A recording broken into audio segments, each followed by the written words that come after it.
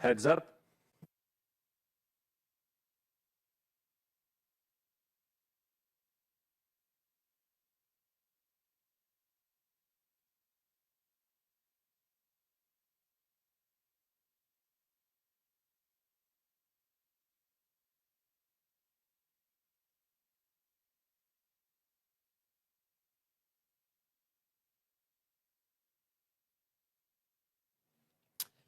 Good morning, everyone.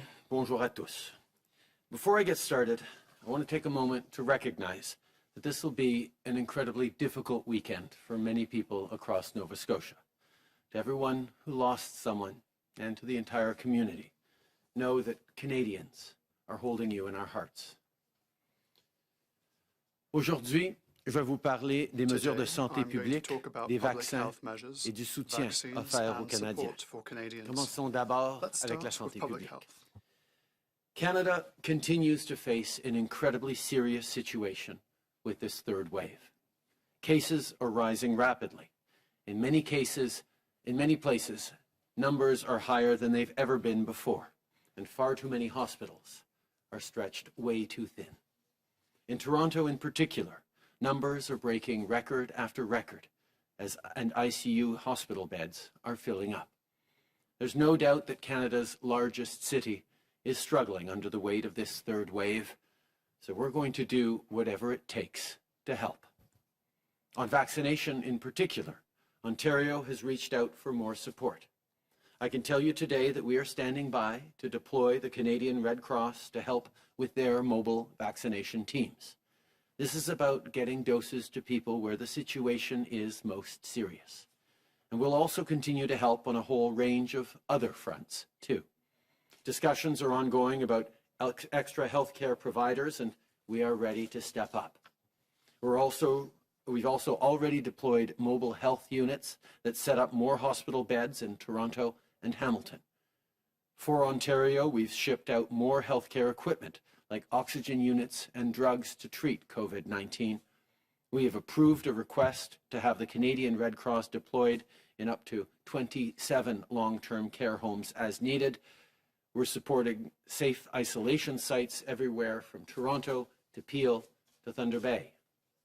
And we have deployed 300 contact tracers doing thousands of calls a day for Ontario, and lab support, which has already processed over 15,000 samples so far. Yesterday, I spoke with Mayor Crombie of Mississauga, Mayor Tory of Toronto, and Mayor Brown of Brampton. We talked about what's going on in the GTA and what that means for hospitals, schools, and small businesses. We also talked about the fact that this is a moment when we all have to work together to flatten the curve while getting vaccines into arms as quickly as possible. Earlier this morning, I also spoke with Mayor Scarpitti of Markham. I told him what I told the other mayors last night, that our government is here to help. And that's true for every community in Canada. No matter where you live, know that we have your back. We're supporting COVID-19 testing for people in BC, Alberta, and Manitoba through mobile labs that can reach more patients. We're providing help on isolation sites in places like Nova Scotia and Saskatchewan to stop cases spreading. And across the country, we've stepped up with money for school safety, shipped out PPE, and of course, delivered vaccines.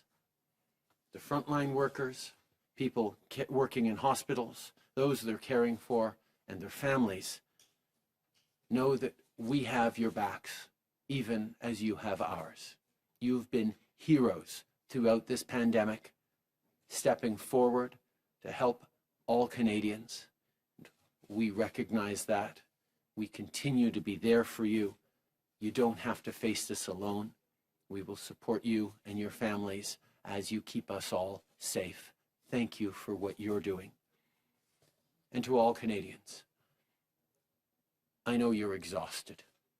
I know you're all sick and tired of COVID-19. I know nobody wants to be in this third wave. Nobody wants to be facing further restrictions. We just want to be done with this. But we know how to do what we need to do. We need to follow the public health rules. We need to hang in there and hunker down for a number of more weeks. Nobody wants to do this. I got in an argument with my 13-year-old this morning who doesn't want to do this. Nobody wants to do this. But we know that if we hang in there, hunker down, and follow the rules for the coming weeks, as much as we're tired of them, as much as we're frustrated, we have a chance of getting to the summer in much better shape.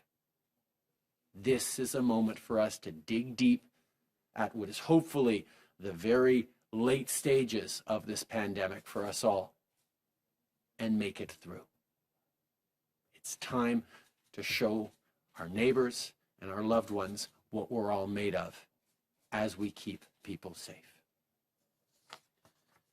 La semaine passée, j'ai répété au Premier ministre des provinces et territoires qu'on est prêt à leur offrir tout le soutien nécessaire. On traverse actuellement une période très grave de cette crise.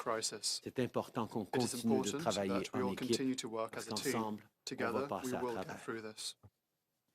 On vaccines, while we, like many other countries, have been impacted by manufacturing challenges at Moderna's European facility, this morning I have some very good news to share about Pfizer.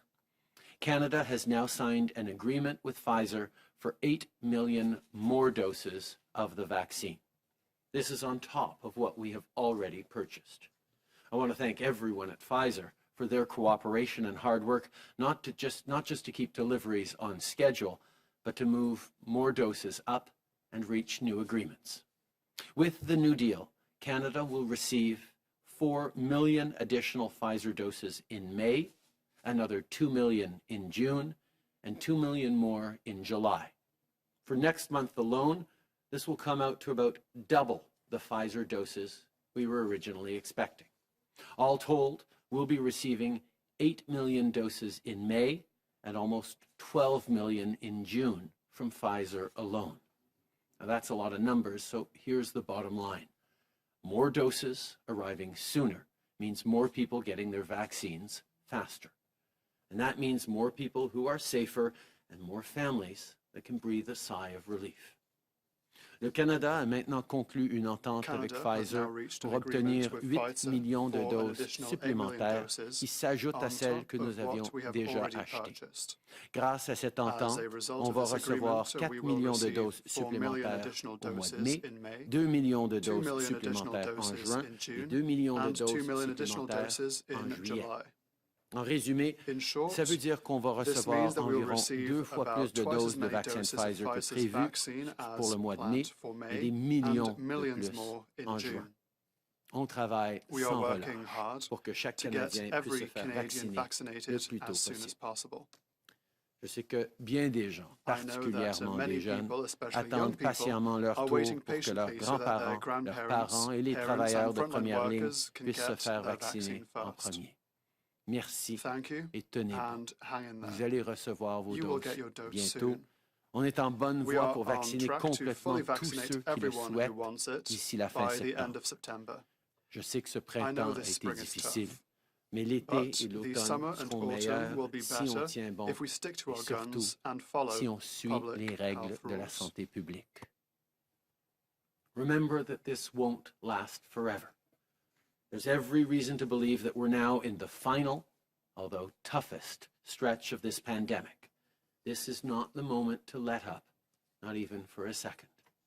So no matter where you live, keep your distance, wear a mask, stay home whenever possible, wash your hands, download and use the COVID Alert app, and be sure to follow local public health guidelines.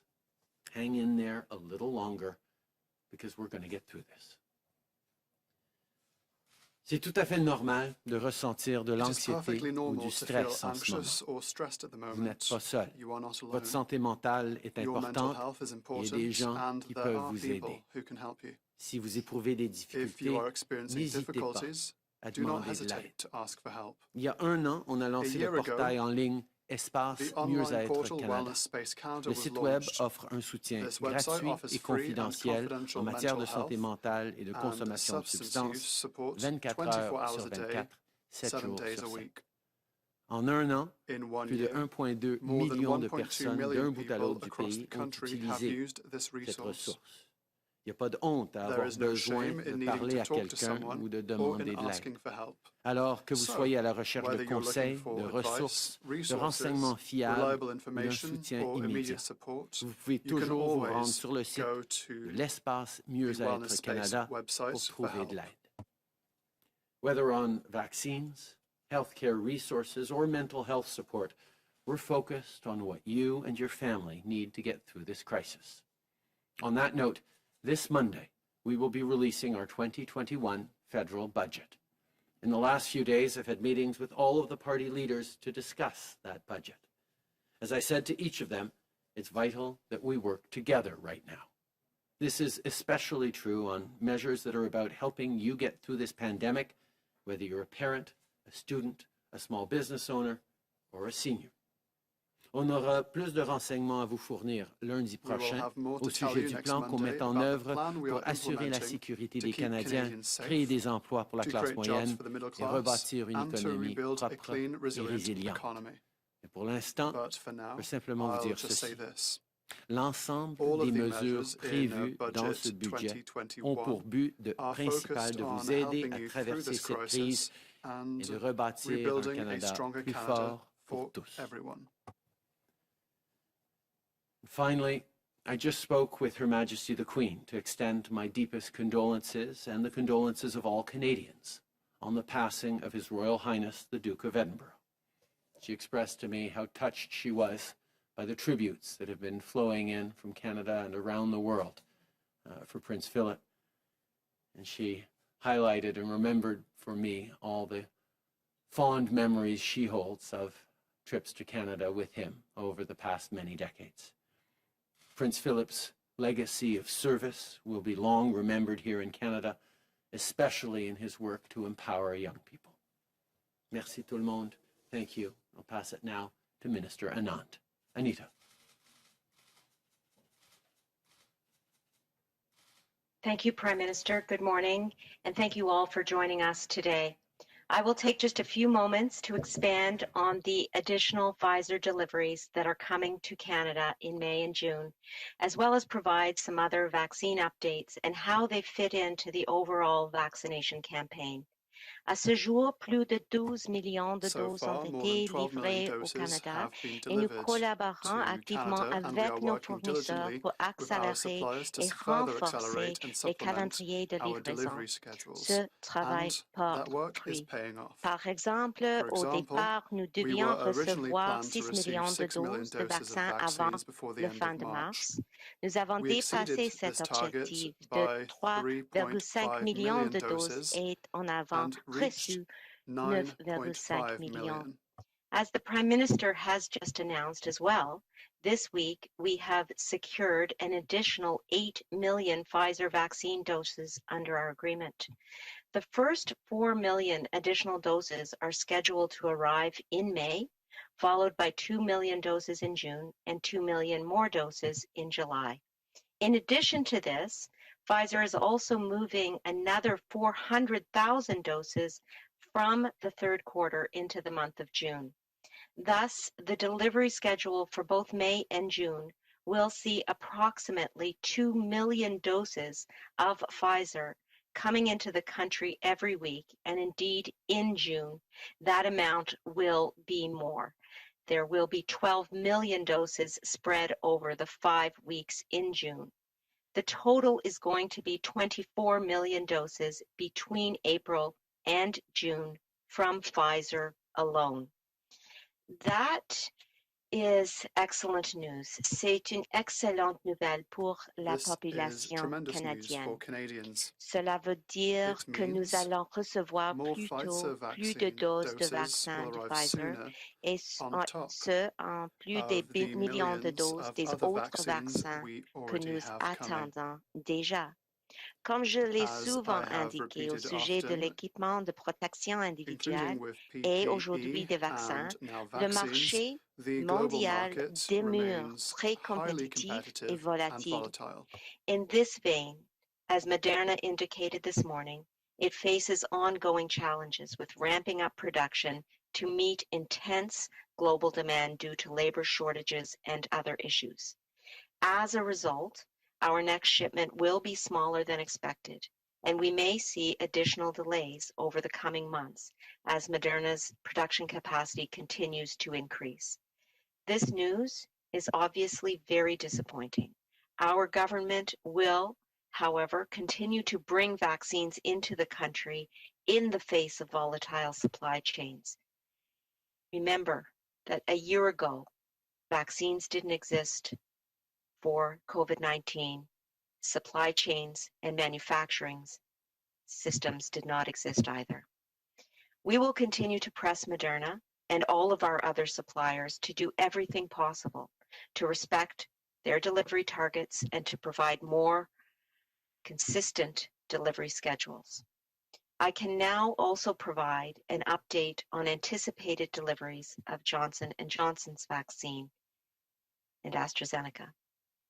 Canada will receive an initial shipment of approximately 300,000 doses during the week of April 27th to be delivered to the provinces at the beginning of May, with more substantial deliveries coming in the latter part of this quarter and into the summer. For AstraZeneca, Canada is still expected to receive 4.1 million doses from all sources by the end of June, with further deliveries in the third quarter. Indeed, I spoke with AstraZeneca executives this morning and am pressing for more AstraZeneca doses to Canada in the coming weeks and months ahead. In total, Canada will receive between 48 to 50 million doses of vaccine by the end of June. Despite the temporary and short-term fluctuations in deliveries from our suppliers, Canada's vaccination campaign overall is gaining ground. We are currently ranked 4th among G20 countries for doses administered per capita, and 2nd in the G20 when it comes to the average number of doses administered daily per capita. Cela dit, ne vous m'en prenez pas. Malgré tout ce progrès, il reste encore beaucoup de travail à faire. Et notre gouvernement entend bien veiller à ce qu'il soit fait. Les prochains mois seront déterminants. Tous les Canadiens et Canadiennes doivent faire leur part et continuer de suivre rigoureusement les consignes de la santé publique pendant que la vaccination suit son cours dans tout le pays. Our government will do its part by continuing to support Canadians in our time of need. And I can tell you that my team and I will do whatever it takes to ensure that an accelerated flow of vaccines will keep coming into this country. At the end of the day, I'm a mom with a spouse and 4 kids and 3 dogs. I feel the urgency, like everyone else, to get vaccines to Canada as soon as possible. Every day, my team and I are ensuring that our delivery of vaccines increases for the benefit of all Canadians. Merci beaucoup. Thank you. Miigwech.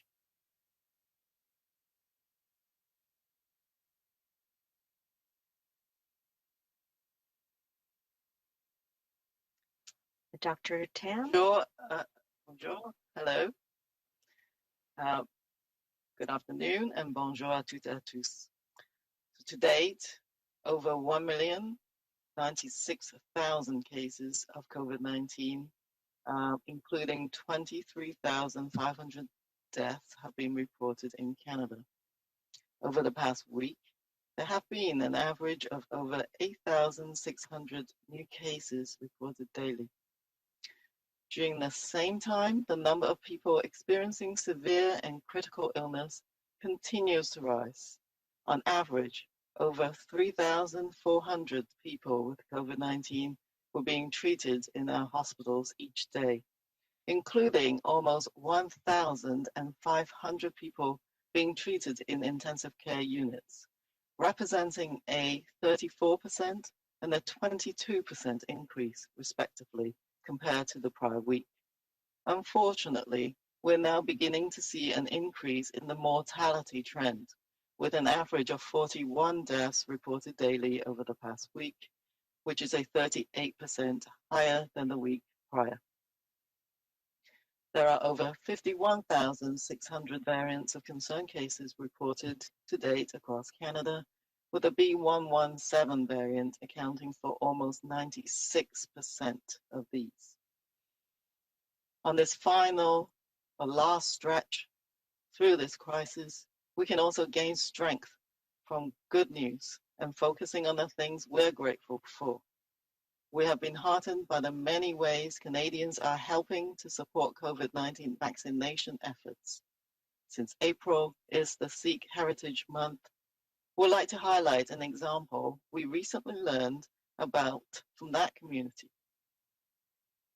Sukhmeet Sachar, a UBC, University of British Columbia, medical student, has been working together with the Sikh Health Foundation and a team of volunteers to translate and share information about COVID-19 with Punjabi-speaking seniors in the Fraser Health region.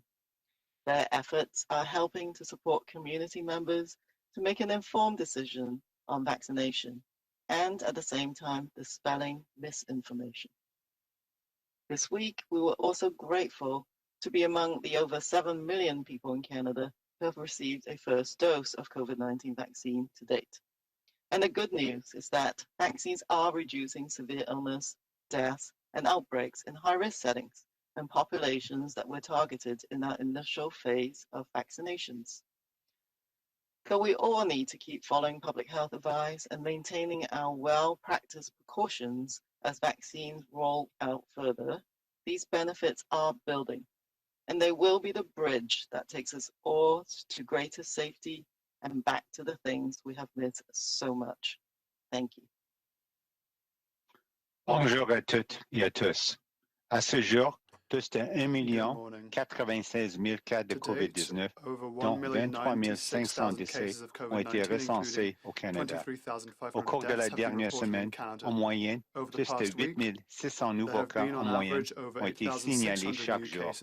Au cours de la même période, le nombre de cas graves et critiques de la maladie continue d'augmenter.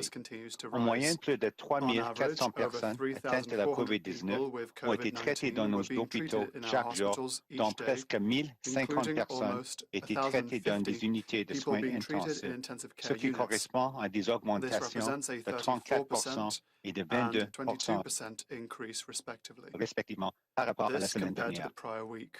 Malheureusement, nous commençons à observer une augmentation du nombre de décès, la moyenne se chiffrant à 41 décès au cours de la dernière semaine, soit 38% de plus que la semaine précédente. Nous enregistrons plus de 51 600 cas de variants préoccupants à ce jour au Canada, le variant B117 représentant presque 96% des cas. Durant ces derniers efforts vers l'issue de la crise, il est possible de retrouver des forces en apprenant de bonnes nouvelles et en nous attardant aux choses qui suscitent chez nous un sentiment de reconnaissance. Nous avons été ravis de voir de nombreuses façons dont les Canadiens appuient les efforts de vaccination contre la COVID-19. Puisque le mois d'avril est le mois de patrimoine sikh, nous aimerions souligner un exemple dans cette communauté qui a récemment été porté à notre attention.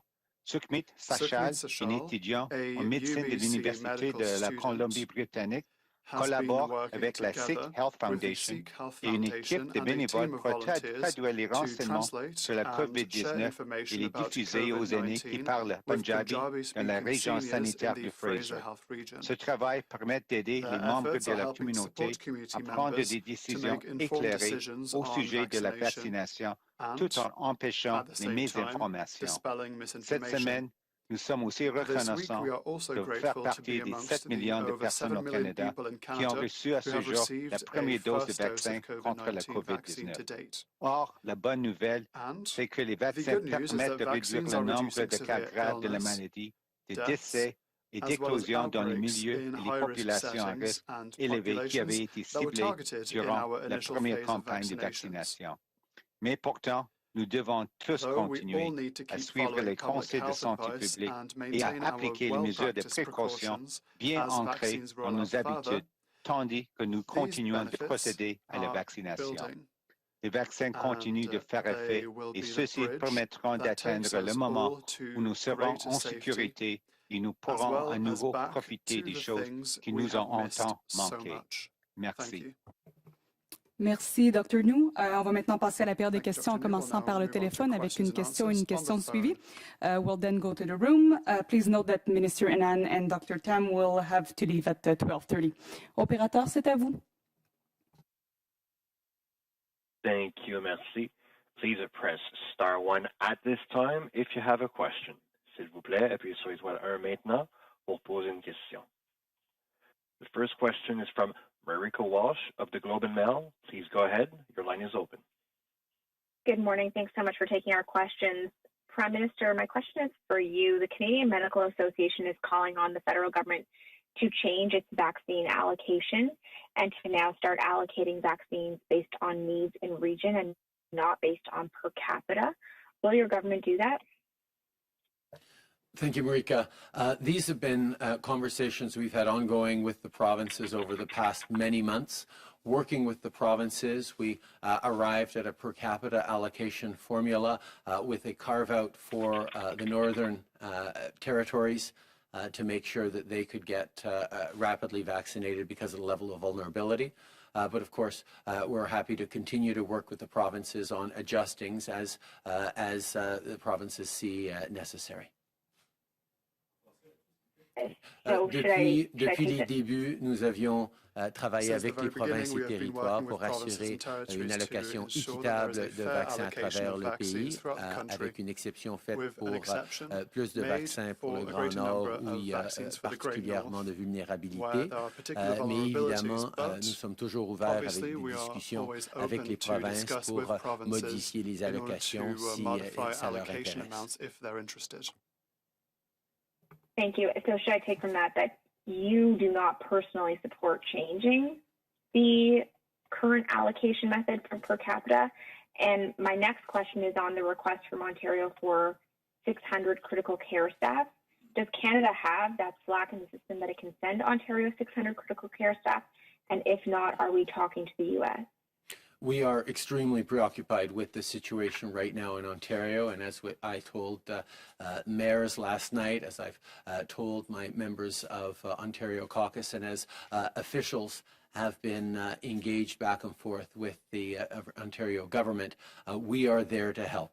We look forward to delivering any and all supports that they need. Those conversations are extremely live right now and ongoing. I know there's also been discussions about healthcare resources from other provinces turning towards Ontario. These are all the things that we're working very, very hard on right now to respond to the extremely difficult situation in Ontario. Les conversations continuent évidemment. Nous sommes très, très préoccupés avec la situation en Ontario et ailleurs au pays, mais particulièrement les conversations que j'ai eues avec nos députés de l'Ontario, avec différents maires et les conversations qui sont constantes entre mon bureau et le bureau du Premier ministre Ford. Nous allons être là pour aider. On est en train de travailler sur exactement c'est quoi l'aide dont ils ont besoin. Mais je peux aussi souligner qu'il y a des discussions avec les autres provinces aussi pour allouer plus de ressources pour aider dans cette crise particulièrement urgente en Ontario. Merci. Next question. Thank you, merci. La question suivante est de Mélanie Marquis de La Presse. La parole est à vous. Merci. Bonjour, M. Trudeau. Je comprends qu'on reçoit les 300 000 premières doses de Johnson & Johnson le 27 avril, selon ce que votre ministre disait. Dans quelle mesure est-ce que le fait que le vaccin est suspendu temporairement aux États-Unis change la stratégie sur le plan d'approvisionnement? Est-ce qu'on en tient compte? On continue de s'attendre à recevoir ces doses aux fins du mois d'avril et les autres doses par la suite. En même temps, évidemment, on va suivre attentivement tous les conseils de Santé Canada par rapport à ces doses-là. On va toujours se fier sur les recommandations des experts par rapport à la sécurité et la santé des Canadiens. Mais peut-être que je peux passer la parole à la ministre Anand, qui en a peut-être à ajouter.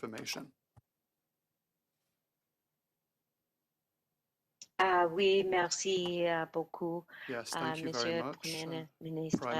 Oui, nous travaillons très fort avec le fournisseur maintenant pour apporter les doses de J&J ici au Canada et ça, c'est notre priorité. En même temps, nous suivons l'information de Santé Canada et à ce moment-là, la priorité pour notre gouvernement est d'avoir plus de doses plus vite ici au Canada. Merci. We are focused on receiving as many vaccines as possible, as quickly as possible in this country. We're expecting a delivery of the J&J vaccine at the end of April. Of course, before those vaccines are distributed, we will ensure that Health Canada is continuing to approve this Janssen vaccine for use safely in Canada. We will always put the health of Canadians first and foremost. En suivi, Mélanie? Oui, sur un autre sujet complètement, il y a les conservateurs hier qui ont annoncé leur plan climat. Il y a une tarification carbone. Croyez-vous maintenant, en prévision de la prochaine campagne, avoir un adversaire qui prend les changements climatiques au sérieux? Puis je sais que le plan est vaste, mais pouvez-vous me dire ce que vous pensez précisément de ce que le Parti libéral appelle les pétropoints, donc l'espèce de carte carbone que les conservateurs proposent? D'abord, les gens attendent depuis longtemps que le Parti conservateur prenne au sérieux les changements climatiques. Malheureusement, ils vont devoir attendre encore longtemps parce que ce qu'ils ont présenté hier, c'est pas un plan. Tout d'abord, ça va rendre ça moins cher de polluer, ça va amener plus de coûts aux familles et ça ne va pas réduire nos émissions au niveau dont on a besoin. Nous, ça fait 5 ans qu'on prend les changements climatiques au sérieux. Nous allons continuer d'être ambitieux, mais nous allons aussi continuer d'assurer qu'on aide les familles à pouvoir avancer dans un monde qui a besoin de moins en moins d'émissions de carbone. Nous, on a un plan sérieux. Ce que les conservateurs ont mis de l'avant, c'est pas sérieux. Ça encourage les gens de dépenser plus pour les carburants fossiles et leur donner des récompenses pour ça. Canadians have been waiting a long time to see the Conservative Party take seriously the fight against climate change, and unfortunately, with what they put forward yesterday, Canadians are going to still wait a long time to see the Conservative Party get serious about climate change.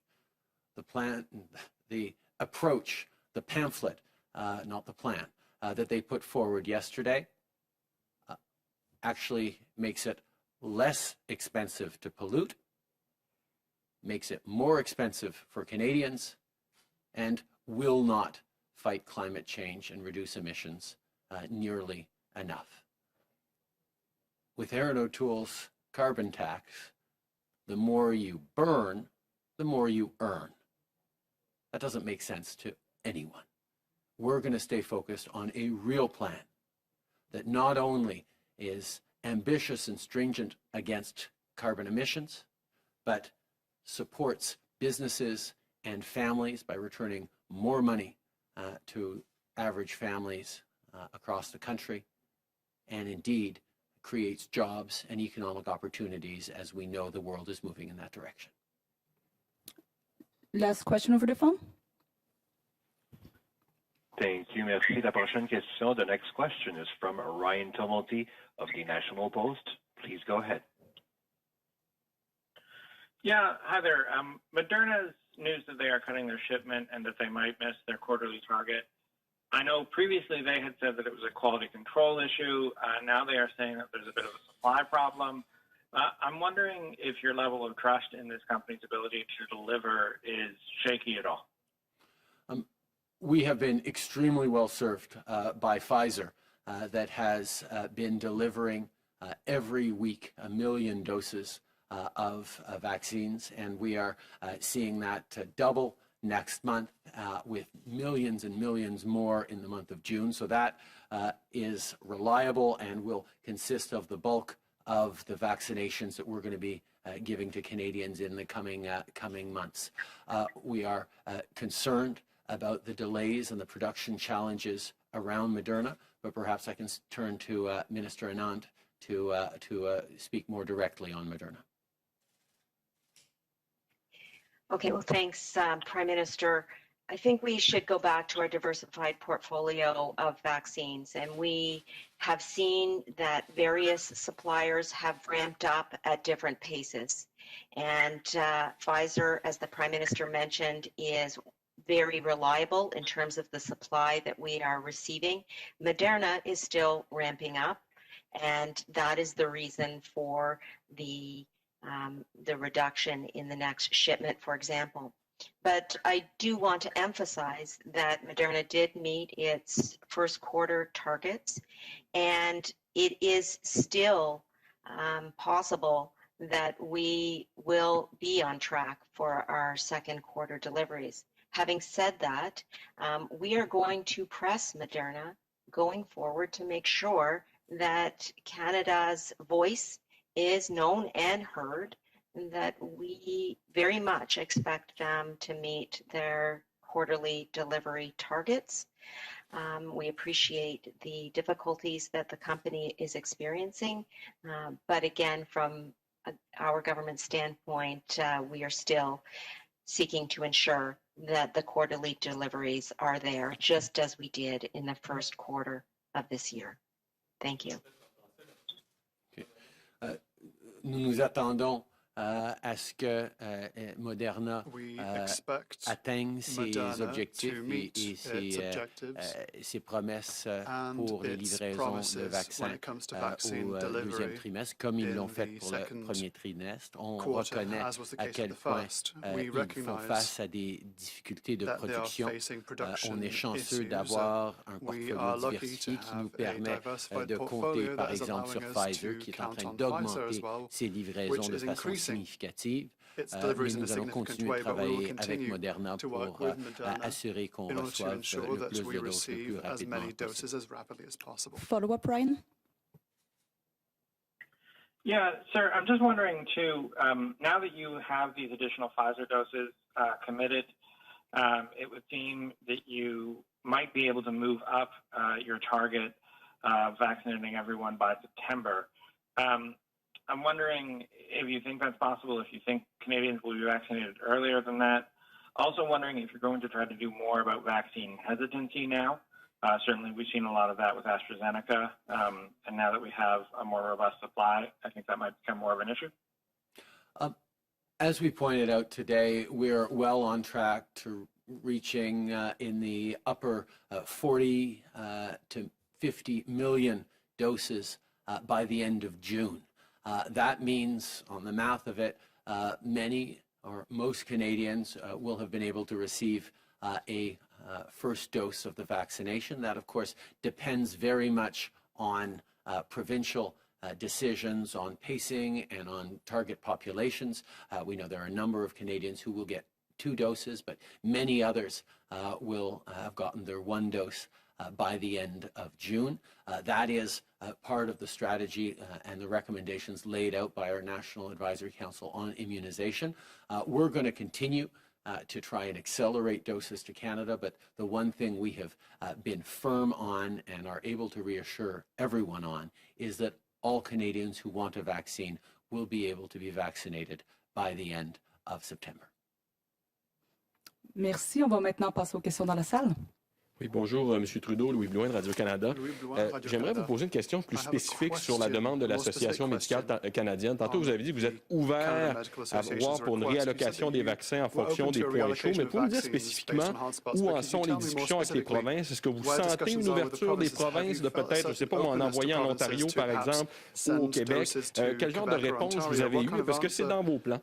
On a établi une formule d'allocation équitable de vaccins en discussion avec les provinces. Pour changer cette formule-là, il faudrait que les provinces soient d'accord. Vous soulignez qu'il y a des discussions préliminaires. C'est certainement une priorité pour certaines provinces de pouvoir en recevoir plus, mais on sait très bien qu'il y a des préoccupations par rapport à la COVID à travers le pays. Donc, nous allons continuer ces discussions. David? David Aiken, Global News. Good morning, Prime Minister. I want to talk about the government of Ontario. So just quickly, my understanding is the government of Ontario has not made any request for federal assistance, and that today you're responding with some initiatives, possibly at the request of mayors. So I wonder if you could confirm that. And then two, do you have confidence that the government of Ontario is acting in the best public health interests of its citizens? Throughout this crisis, every order of government has been doing everything they can to protect Canadians, to help Canadians, to work together. Since the beginning of this pandemic, we've had close to 30 First Ministers meetings in which we have all shared our preoccupations, our concern, our priority, and our desire to work together to make sure that Canadians are kept safe and that we get through this as quickly as possible. There are things that we can and must and have been doing together, and there's always more that we can do together. As a federal government, we have a number of different responsibilities, including procuring and paying for vaccines, but also delivering PPE, providing surge support on contact tracers, on the Canadian Red Cross, even the Canadian Armed Forces. We are there to help, and what we have said repeatedly to all premiers is that we are there to help whatever is necessary. I made a promise to Canadians. I would have Canadians' backs, and that's exactly what I have. We have been discussing closely in an ongoing fashion with the Ontario government, with various officials. We have received a draft request from the Ontario government. We're going to continue to work with them on whatever they need, and we're going to continue to put forward ideas about how we think we can better help. This is a moment where all hands are on deck, and we're all working together to get through this difficult third wave. Prochaine question. Bonjour, Boris Proulx du Devoir. On comprend qu'on va voir la couleur des premières doses de Johnson & Johnson pour mai. À quoi les provinces peuvent s'attendre? Est-ce qu'on s'attend à ce que Santé Canada donne son approbation, puisqu'on sait que le vaccin est suspendu aux États-Unis, ou est-ce qu'on peut s'attendre aussi à ce que ce soit réservé à une partie de la population, par exemple AstraZeneca et les 55 ans et plus? Comme vous savez, Santé Canada a déjà approuvé l'utilisation du vaccin Janssen. Évidemment, on continue de suivre très attentivement la rentrée de données à l'international, de l'international sur toutes les différentes doses et vaccins. On est conscient évidemment de la décision des autorités américaines par rapport à Johnson & Johnson. On va continuer de suivre les conseils de Santé Canada, mais je pense que les gens comprennent que on préfère pouvoir avoir l'option de livrer ces doses-là. On va accepter et prendre livraison des 300 000 doses de Johnson & Johnson au fin du mois d'avril. Et à ce moment-là, on va suivre les recommandations les plus à jour de Santé Canada et de notre Comité national sur l'immunisation. Next question. Prime Minister, Chris Nashkatesi, TV National News. Ontario, you've been asked this already, but I want to ask again. Ontario hospitals are in crisis. You have the Canadian Medical Association calling for a national strategy for healthcare workers. When will you step in and start allocating sources to the hotspot areas? You said throughout the pandemic you will offer to help the provinces. ICU numbers are filling up. More and more people are getting sick with this third wave. When will you step in with federal measures? What actions can you take now, Prime Minister? Every single vaccine dose that arrives in Canada is distributed to the provinces and territories with a small reserve for federal institutions like corrections, according to a formula that was agreed on by all provinces and territories. It included, for example, a carve-out early on for northern communities and remote communities. It was carefully discussed as the right way forward with the provinces and territories. And in order for us to make adjustments to that formula, we will be working, we would need to work with, as we are right now, with provinces and territories. Right now in this third wave, there are hotspots in different parts of the country, particularly in Ontario, but there are also concerns and caseloads rising right across the country. Throughout this, all premiers have had the same goal: get through COVID-19 as quickly as possible. And we are going to continue to work together with the premiers, with all Canadians, to make sure that we're doing the right things every step of the way.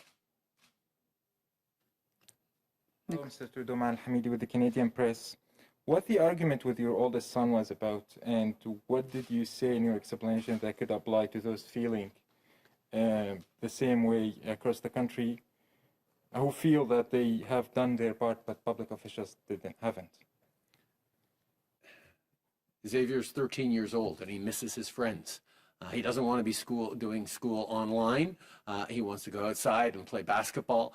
He wants to, with his friends, he wants to have the normal life that, quite frankly, we all want right now.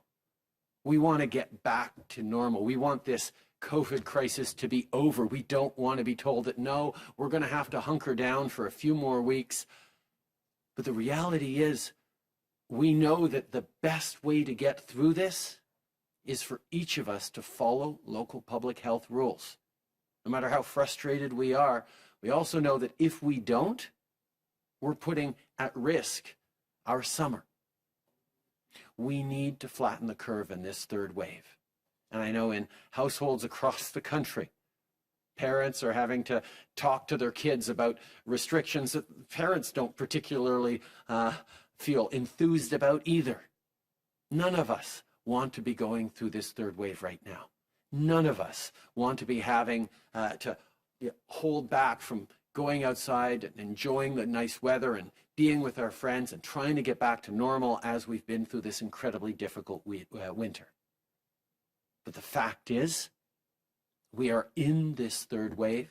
It is serious, very serious in Ontario and in some parts of the country, and it could get more serious in other parts of the country.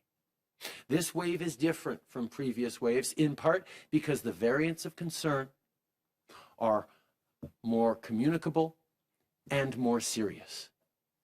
That means the things that we did before might not protect us the same ways.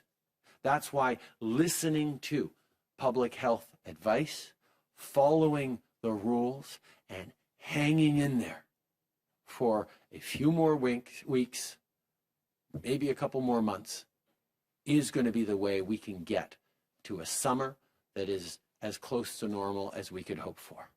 I know we're all frustrated, but we will get through this as long as we give it one last push. Thank you, Prime Minister. Last question before you have to leave. Thanks. Hi, Rafi Bujikanian, CBC News.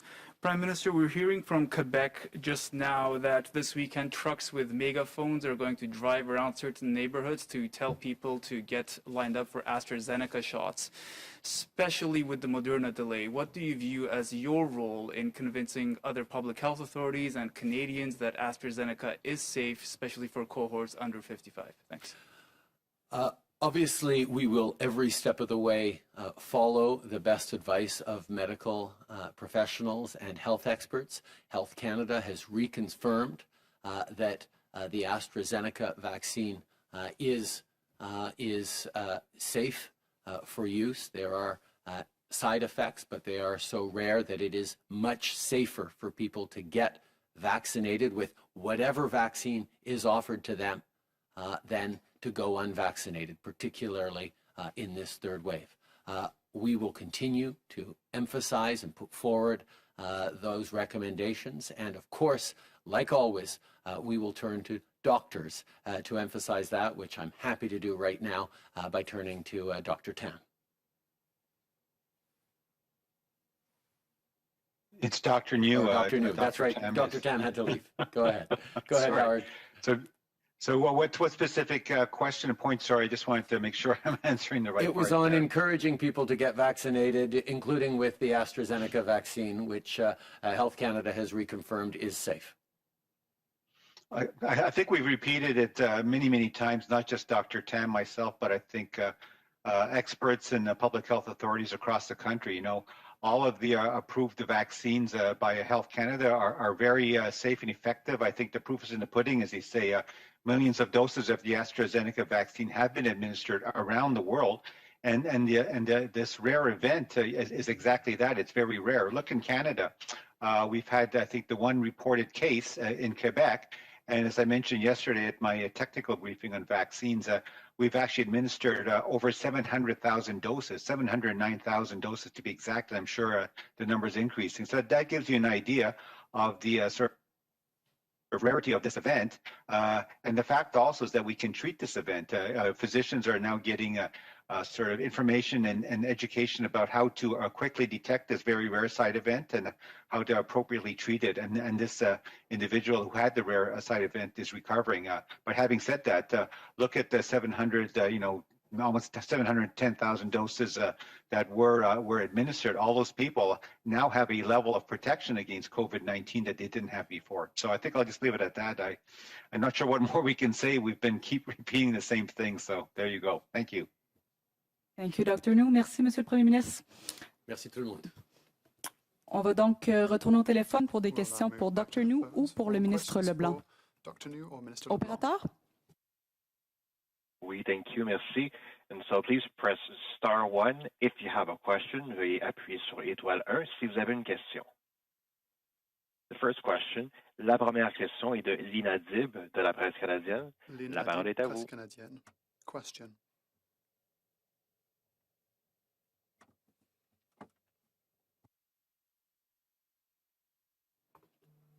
Lina, tu es peut-être sur mute?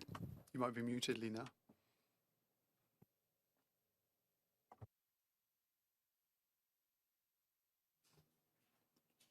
On peut peut-être passer à la prochaine question. Allô? Ah oui, Lina, on t'entend. Oui. Lina, go ahead. Question. Alors, je ne pensais pas que j'avais un mute sur mon vieux téléphone. I didn't know there was a mute option on my old Ma question phone. était pour Dr. My New, question c'est is au for sujet Dr. de la Formule 1, le Grand Prix à Montréal. Je veux savoir si vous considérez une exception pour les quarantaines pour que puisse se tenir le Grand Prix à Montréal, ou est-ce qu'il n'en est pas question du tout? Will they still have to quarantine? OK, merci pour la question. Je pense que, première chose, je peux dire que je suis toujours un fan de sport. J'adore la Formule 1. Je me souviens encore des exploits de Gilles et aussi Jacques Villeneuve et actuellement aussi Lewis Hamilton. Donc, c'est comme un fan de sport, j'aimerais aussi, c'est comme beaucoup de Canadiens, mais on est en train de gérer une pandémie aussi avec une troisième vague ici au Canada. Ça, c'est quelque chose de très important à souligner. Normalement, pour la perspective de la santé publique, ça prend vraiment, comme dit, une bonne collaboration, une coordination des trois niveaux. Ici, à l'échelle fédérale, on attend toujours s'il y a une proposition pour peut-être un sport ou un événement, pour peut-être qu'est-ce qui peut-être aura lieu ici au Canada, d'avoir, comment dire, les lettres de support de l'échelle de la santé publique locale et aussi à l'échelle provinciale, parce que c'est important qu'eux, ils ont aussi un niveau de confort, d'être confiants avec la proposition aussi des protocoles pour le dépistage, tout ça, la quarantaine, que les organisateurs pour l'événement ont soumis. Ici, dans le cas, est-ce que je peux aussi dire que moi, je vois que c'est très important de respecter la perspective de l'échelle locale, parce que c'est eux, les autorités de la santé publique à l'échelle locale, qui est vraiment sur le terrain, qui connaissent mieux la situation, l'épidémiologie, c'est quoi même les enjeux avec les systèmes de soins de santé ici dans le cas de Montréal. Donc, nous autres, à l'échelle fédérale, on attend toujours, s'il y a une proposition, on attend toujours, comme on dit, les lettres de support de l'échelle locale et aussi provinciale avant que nous autres, on commence aussi à faire notre analyse. Et on est en train encore d'attendre les lettres de support, mais jusqu'à date, on n'a pas reçu des lettres. Merci, Dr. New. Un suivi, Lina? Oui. Donc, si j'ai bien compris, Dr. New, vous dites que vous n'avez reçu aucune demande qui a rapport au Grand Prix de Montréal. Est-ce que c'est ça que vous venez de dire? Avant de répondre, j'ai une... Et je répète qu'après ça, on va me couper. Et j'ai une autre question, celle-là pour M. Leblanc, c'est au sujet du budget qu'on attend lundi. M. Leblanc, il y avait une très bonne chronique ce matin, signée par Hélène Buzetti dans un journal, qui rappelle que le directeur parlementaire du budget estime qu'un plan de relance de 70 à 100 milliards de dollars pour 3 ans, ce serait trop tard, que déjà juste un peu d'aide à la première année, avec toutes les économies que les gens se font depuis un an parce qu'ils ne s'achètent rien, ce serait suffisant pour relancer l'économie. C'est que je voudrais savoir si votre gouvernement est en train de prendre en considération ces conseils du directeur parlementaire du budget, s'il a oui ou non l'intention de maintenir sa promesse de 70 à 100 milliards de dollars de relance pour 3 ans, et si vous ne tenez pas compte des conseils du directeur parlementaire du budget, pourquoi pas? C'est Dr. Yes. Go ahead, Dr. Please. OK, pour finir la question avec le Grand Prix à Montréal, oui, on est au courant parce que on est toujours en une bonne communication avec l'échelle provinciale. C'est normal pour nous autres ici, le gouvernement fédéral. On a des bonnes communications avec l'échelle provinciale. C'est l'échelle provinciale qui a reçu la proposition de Formule 1. Ils ont partagé avec nous, on est en train de discuter, mais comme j'avais déjà expliqué, ici à l'échelle fédérale, on attend encore les lettres de support. Et on laisse toujours pour la province de Québec les autorités de santé publique à l'échelle provinciale, mais aussi avec les autorités de la santé publique à Montréal pour avoir leur propre discussion au sein du Québec avant de communiquer avec nous pour peut-être la position collective du Québec. Jusqu'à date, on n'a pas reçu comme des lettres de support des deux niveaux, local et aussi provincial du Québec. Est-ce que ça répond à votre question? Et peut-être, Lina, sur la question du programme de stimulus économique, évidemment, on est toujours intéressé à voir les opinions du directeur parlementaire du budget. Sa recherche, les services en termes de politique publique sont importants et font évidemment partie des décisions que la ministre des Finances prendra, que le Conseil des ministres considère.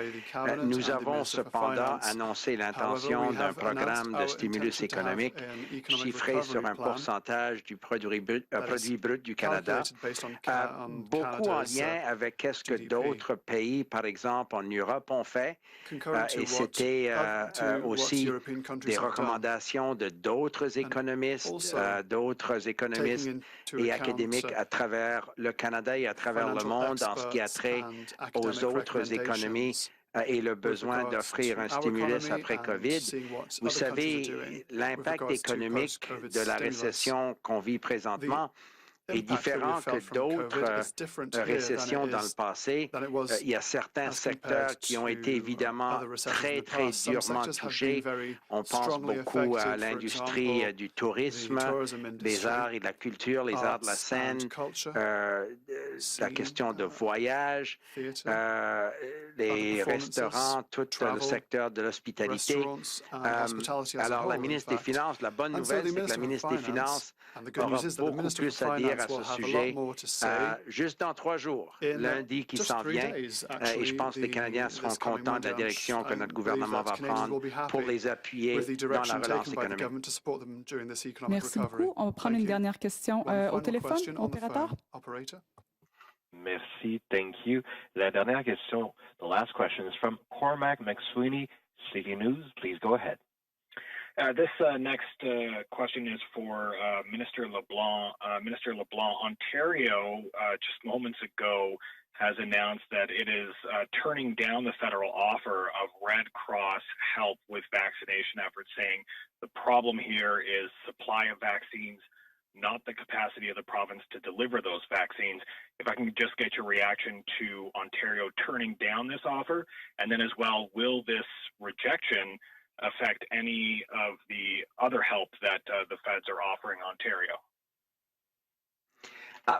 Obviously, the Prime Minister said a few moments ago, and we have said from the beginning of the pandemic, that the Government of Canada will always be present to do whatever we can to support provinces and territories as we all go through together these very difficult weeks and months of the past year. So obviously, if the Ontario government has specific requests that the Government of Canada can fulfill, we will move expeditiously to say yes to requests that we get from the Ontario government. With respect to the supply of vaccines, obviously we share the impatience of all Canadians to receive a vaccine as quickly as is possible. And that's why, for example, the good news that the Prime Minister shared around additional Pfizer doses coming sooner than we had expected even a few weeks ago, let alone a few months ago.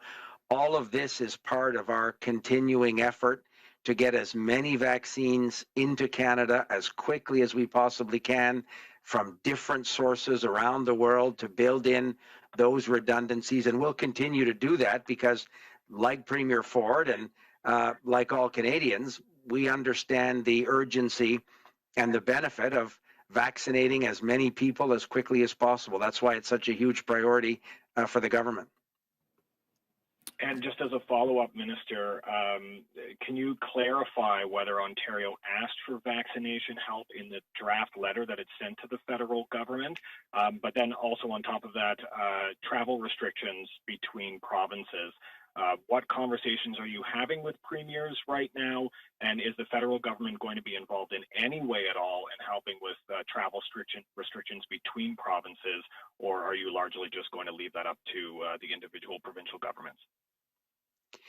So with respect to the possible request for assistance that comes from the Government of Ontario or any other provincial or territorial government, as you know, these are formal requests under a formula that's existed for many, many years that are sent to my colleague, the Minister of Public Safety, Bill Blair.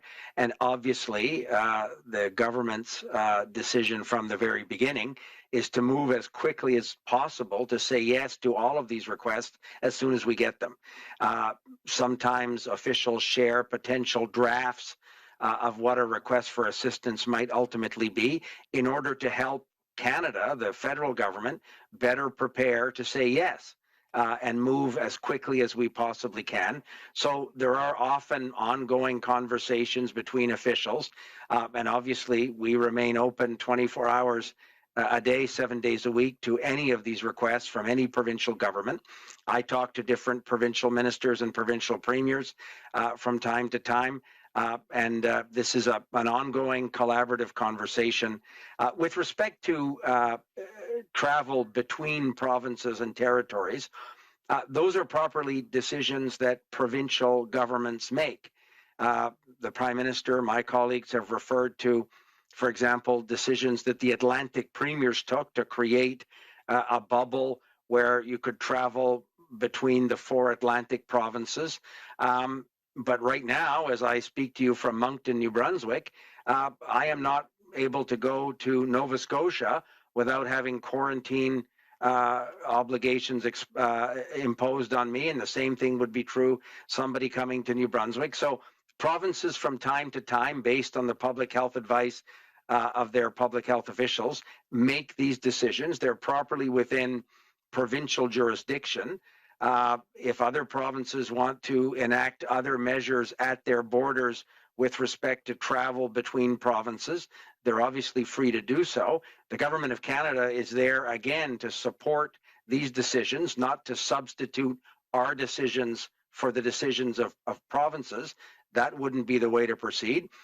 But obviously, if provincial officials ask for help, if it's research assistance, if it's public health information, or ultimately if they ask for specific help around enforcing certain measures, obviously, again, back to your previous question, we're more than happy to do whatever we can for as long as we can, and that's the position the Government of Canada has taken, but it really is in support of provincial decisions with respect to inter-provincial travel. All right, we're just going to go quickly before wrapping up, 2 quick questions in the room. Great. I'll keep Minister LeBlanc sort of on the same topic. The Prime Minister speaks with 3 premiers, your former caucus colleague, Bonnie Crombie, your former Commons colleague, Patrick Brown, and I'm certain Mayor Crombie would have told the Prime Minister, I don't know if you heard the call, that she's running out of ICU spaces. She doesn't have healthcare workers. So I wonder if you're talking to Premier Ford to say, no, really, Premier, you really do need our help. He doesn't seem to want to ask for it. I wonder if your current Ontario caucus colleagues are saying, please, get Ford to ask for help because Ontario needs it.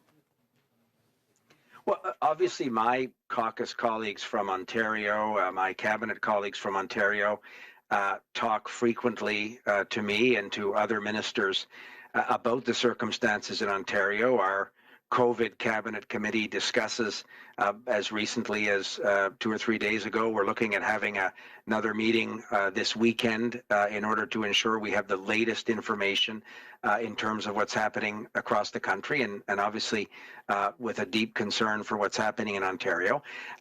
But the way the system works, the province of Ontario has the insight as to what their particular needs are.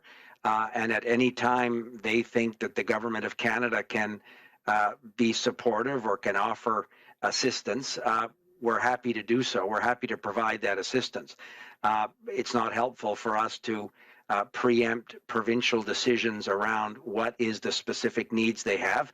I know that there are conversations, for example, just to use another example, I spoke with the Premier of Newfoundland and Labrador today, Premier Fury, who is looking at whether there are Newfoundlanders who would volunteer, public health professionals who could volunteer to go to Ontario and perhaps support some of the specific needs that health authorities in Ontario have. So provinces amongst themselves are obviously looking at what they can do. I said to Premier Fury, for example, if he's able to have a group of volunteers that would go and fulfill a particular need that he identifies with the Ontario government, perhaps the armed forces could provide transportation for those people to go to Ontario. So these are exactly the kind of ongoing conversations that happen multiple times a day. And obviously, we'll continue to be open to do whatever we can as quickly as we can. Thanks, Minister. My follow-up is for Dr. New, a science question, Dr. New, from one of my colleagues. We've taken note, of course, that whenever we see some adverse effects with either the AstraZeneca or in other countries with the J&J, there seems to be a pretty distinct gender imbalance. It's women who seem to be experiencing some of these side effects. I wonder if you have any science on why that is, why it is women rather than men who typically are experiencing these side effects, and what conclusions we might draw from that. Well, thank you very much for the question. Well, I would challenge the premise to the point that my understanding, and I'm not the regulator, certainly Health Canada has been looking very carefully at all of the data that has been provided both by the manufacturer, because they did impose new terms and conditions on AstraZeneca, as well as looking at the data that was presented in other fora, for example, the European Medicines Agency. And my understanding is to date, based on the fact that such a small number if you're looking at, quote, stratification by age and gender, there's not enough, information, data, or evidence to really indicate that a specific group is at higher risk. So I think it's still an evolving situation. We'll all continue to look at the data, including, obviously, as you say, it's a very live issue right now in the United States. I understand that their, quote, NACI equivalent, which is, I think, the Advisory Committee for Immunization Practices in the U.S. is looking carefully at the information data as well to see if they could or should be making any recommendations with respect to sort of the public health rollout of the vaccines. But at this point, I think it's still a live issue, and there's no evidence that I'm aware of that really would lead us to say that it could or should be really, from a, like you say, gender perspective, be aimed at restricting its use in that sense. But having said that, science continues to evolve, evidence continues to accumulate. To be honest, as we're rolling out the vaccines, as millions of these doses of vaccines are being administered around the world, we're getting more and more information in terms of real world, what we call effectiveness of these vaccines. Thank you. Dernière question.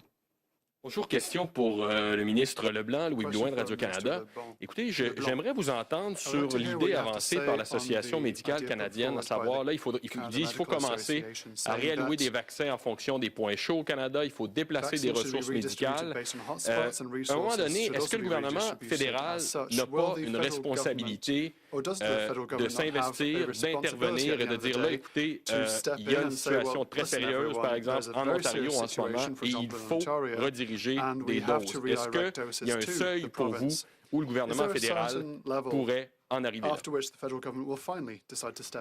Je pense que le premier ministre a bien expliqué le formule en termes de partage de vaccins a été une formule qui a été proposée au gouvernement fédéral en décembre l'année dernière par les premiers ministres des provinces. Alors, l'actuelle formule de partage est la formule que les premiers ministres des provinces, collectivement, ont demandé au gouvernement fédéral. Cependant, on a pris évidemment avec beaucoup d'inquiétude les circonstances dans certaines régions du pays, mais il n'y a pas de doute qu'une discussion en termes de changer les formules de partage de vaccins, il faudra commencer avec un consensus chez les premiers ministres des provinces, et ces conversations, je sais, sont en train de se faire, mais je ne pense pas qu'on est à la veille d'avoir un consensus des premiers ministres des provinces à travers le pays pour changer la formule de partage que tous les premiers ministres ont accepté, d'ailleurs ont même proposé au mois de décembre l'année passée. Vous avez un outil qui s'appelle la loi sur les mesures d'urgence qui vous permettrait de réallouer des doses, qui vous permettrait de réallouer des ressources. Est-ce que pour vous, la porte est fermée pour l'utilisation de la loi sur les mesures d'urgence, oui ou non?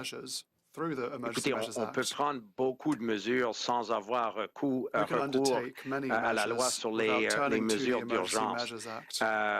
Le Conseil des ministres, le gouvernement n'est pas du tout en train de considérer cette question-là pour le moment. Et d'ailleurs, les premiers ministres ne nous ont pas demandé non plus d'invoquer cette mesure juridique-là. Merci beaucoup tout le monde. Ça met fin à la conférence de presse.